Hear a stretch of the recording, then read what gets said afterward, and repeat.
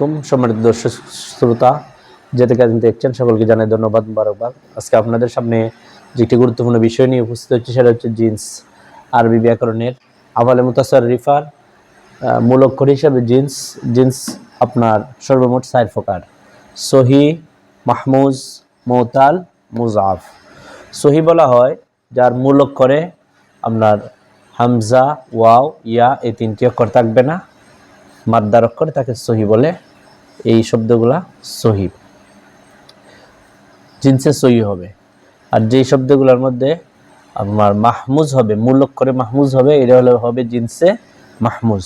জিনসে মাহমুজ আবার 3 প্রকার: মাহমুজে ফা, মাহমুজে আইন, মাহমুজে লাম। মাহমুজে ফা হলো মূল অক্ষরের যদি ফা কালিমায় হামজা থাকে, যেমন আলিফ আছে এখানে, এটা হলো হামজা, যেমন আমারা, এটা হলো মাহমুজে ফা। মাহমুজে আইন হলো যদি মূল অক্ষরের আইন কালিমায় হামজা থাকে, যেমন আপনার সালা, এটা হলো মাহমুজে আইন। আর মাহমুজে লাম হলো যদি কোনো শব্দের মূল অক্ষরে আপনার কি থাকে, মূল অক্ষরের মধ্যে লাম কালিমার মধ্যে যদি হামজা থাকে, তাহলে এটা হলো মাহমুজে লাম, যেমন কারা। তাহলে আমার হইলো মাহমুজে ফা, সালা হইলো মাহমুজে আইন, কারা হলো মাহমুজে লাম।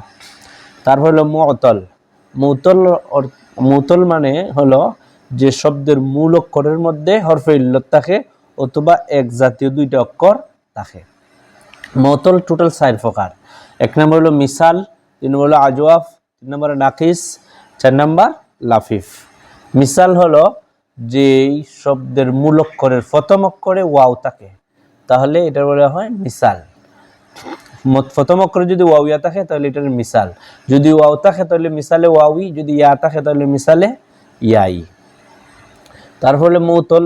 2 নম্বর হলো আজওয়াফ।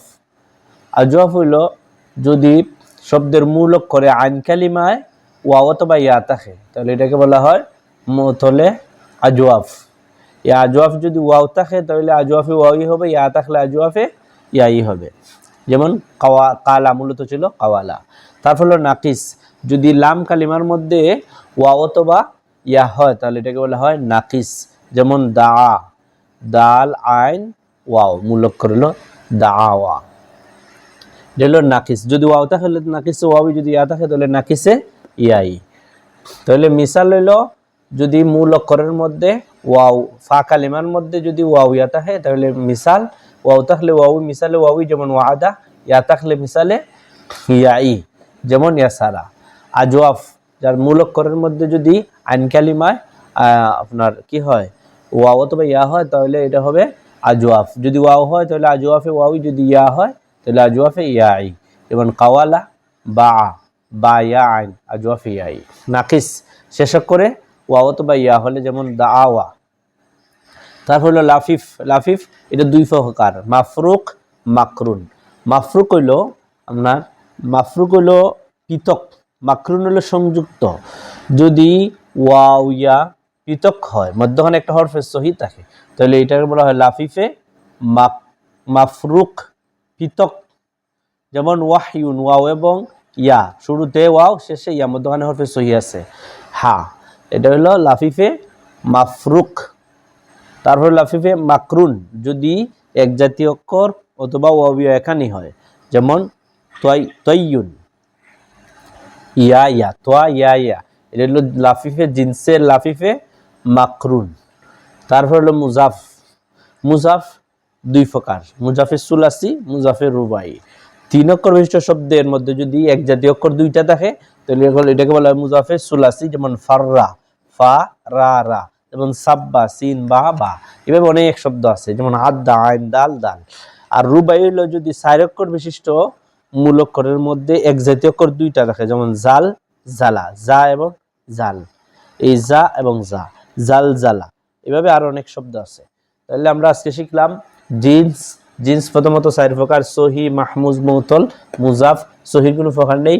মাহমুজ 3 প্রকার: মাহমুজে ফা, মাহমুজে আইন, মাহমুজে লাম। মাহমুজে ফা হইলো ফা কালিমায় মদ্দার অক্ষর ফা কালিমায় হামজা হয়, যেমন আমারা। মাহমুজে আইন হলো আইন কালিমায় আপনার হামজা হয়, যেমন সালা। মাহমুজে লাম হলো লাম কালিমায় হামজা হয়, যেমন কারা। মুতাল হলো টোটাল 4 প্রকার: মিসাল, আজওয়াফ, নাকিস, লাফিফ। মিসাল হইলো যদি মুতল মাদ্দার অক্ষরের মূল অক্ষরে ওয়ার মধ্যে ফা কালিমায় ওয়া অথবা ইয়া হয়, যেমন ওয়াদা। আর জওয়াব হইলো যদি ফা আইন কালিমায় ওয়াও ইয়া হয়, যেমন কালা। নাকিস হলো যদি লাম কালিমার মধ্যে ওয়াও ইয়া হয়, তাহলে হলো নাকিস, যেমন দা আওয়া। লাফিফ হইলো যদি এক জাতীয় অক্ষর একটি শব্দের মধ্যে মাদ্দার অক্ষরের মধ্যে থাকে, যদি এক জাতীয় অক্ষর আলাদা আলাদা থাকে তাহলে মাফরুক, যেমন ওয়াহিউন। আর যদি এখানে থাকে তাহলে হইলো মাকরুন, যেমন তৈয়ুন। এরপর হলো মুজাফ। মুজাফ মানে এক জাতীয় অক্ষর দুইটা হওয়া দ্বিরুক্তি শব্দ। এই মুজাফ দুই প্রকার, সুলাসি, রুবাই। সুলাসি হলো 3 অক্ষর বিশিষ্ট, রুবাই হলো 4 অক্ষর বিশিষ্ট। মাদ্দার অক্ষরে যদি 3টা হয় আর এটার মধ্যে যদি এক জাতীয় অক্ষর 2টা থাকে তাহলে এটা হলো মুজাফে সুলাসি, যেমন ফাররা। আর মাদ্দার অক্ষর যদি 4টা হয়, মূল অক্ষর যদি 4টা হয়, এটার মধ্যে এক জাতীয় অক্ষর 2টা থাকে, যেমন জালজালা, এটা হলো মুজাফে রুবাই। আমরা আজকে সুন্দর করে জিন্স সম্পর্কে আলোচনা করলাম।